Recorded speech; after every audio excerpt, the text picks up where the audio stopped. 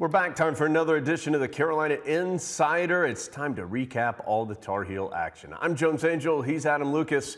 It's all brought to you by our friends at Wells Fargo. And Adam, we're getting close to the end of the season for the Tar Heels in total, but that doesn't mean there aren't still a ton of teams competing for Carolina. That includes both tennises. We'll start with the women. They are the #1 seed in the NCAA tournament, 31-1 overall record, and they have advanced yet again to the Sweet 16. They did so with relatively easy wins over Charleston Southern and Old Dominion in the first two rounds of the tournament. 4-0 wins in both of those matches. Brian Calbus has made a little bit of change to his singles lineup as the Tar Heels go into NCAA tournament play. Carolina's flip-flopped Reese Brantmeyer and Fiona Crawley. Brantmeyer now playing #1, Crawley playing #2. Still the same results for Fiona. She won both her matches NCAA tournament competition this past weekend. Both of Reese's matches were unfinished. She was going to win, though. She just hadn't had time yet. The Tar Heels were too good. So they'll roll that lineup out there in the next round, which is Carolina hosting Florida on Friday at 5 o'clock, and they'll see a familiar face for the Gators, who are #16 seed overall, former Tar Heel Roland Thornquist, the head coach at Florida. He was the last head coach at Carolina before Brian Calbus. His last year was back in the early 2000s, just to show you how long Coach Calbus has been here and the terrific job, of course, that he has done. The winner of that match, Carolina-Florida, will take on the winner of Texas and Pepperdine. And once you move to the round of 8, you go to the neutral sites, and those championship rounds, which start with the quarterfinals, will be in Orlando, and those start on May 17th. So best of luck to the ladies. Best of luck to the guys. They are the #16 overall seed. They have advanced to the Sweet 16 as well. Home wins over Drake and Utah to get to the round of 16. And Adam, a tough test awaits on the road for the Tar Heels. Yeah, Carolina got a big win from former pod guest Brian Cernoch against Utah.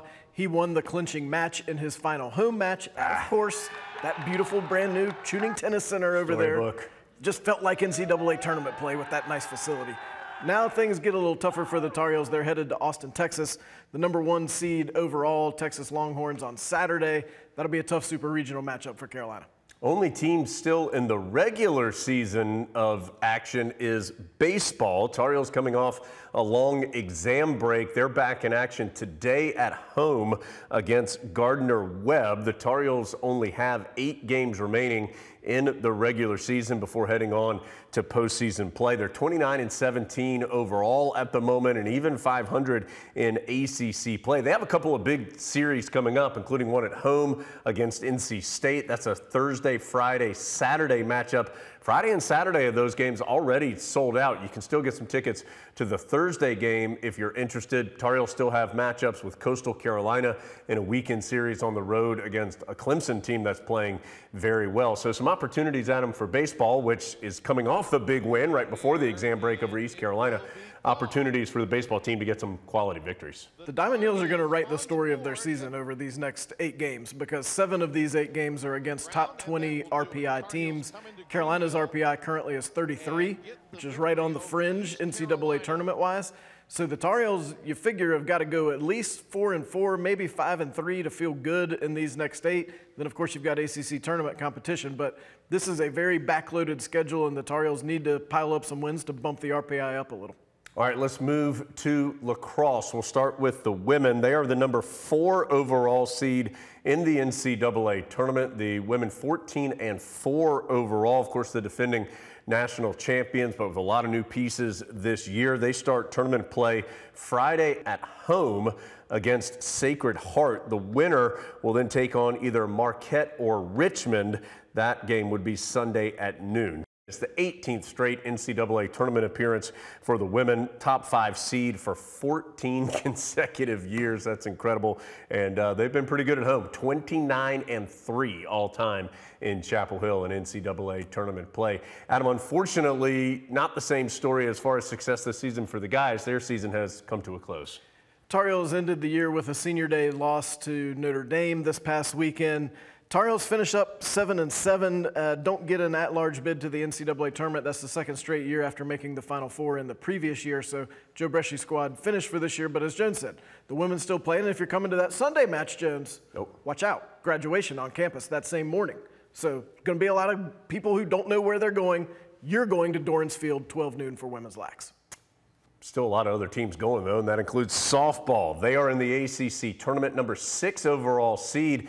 It's an odd format just because normally softball, baseball, it's a multiple game situation where with just the nature of those sports, it's normally a multi-loss tournament, not softball. This is single elimination. It's in South Bend, Indiana, so a long way to go. Tar Heels are facing the number 3 seed Clemson, and they did not face the Tigers in the regular season, so first time that those two teams will play. It is Thursday at 7:30, again in South Bend. Men's and women's golf both competing. The women have already started their NCAA tournament action.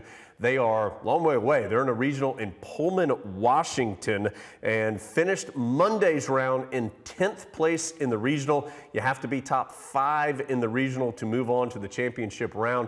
It's a 3-round regional. Tar Heels still a long way to go in that one. The men start their action next Monday. They are much closer to home. They'll be the top seed in the Salem, South Carolina regional.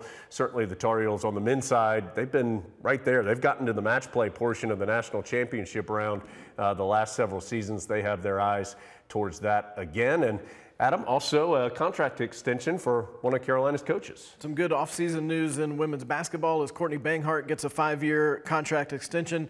She's guided the Tar Heels to 3 straight NCAA tournaments, and it feels like people are catching on to Carolina women's basketball. Attendance up 44% this past season, that 2022-23 season that ended in the second round of the NCAA tournament. And Coach Banghart and the Tar Heels have made some impressive additions in the offseason as well, so that 23-24 team should be even better. All right, we're rounding the final turn here of the season, but we'll be with you to the end here on the Carolina Insider. Thanks for joining us.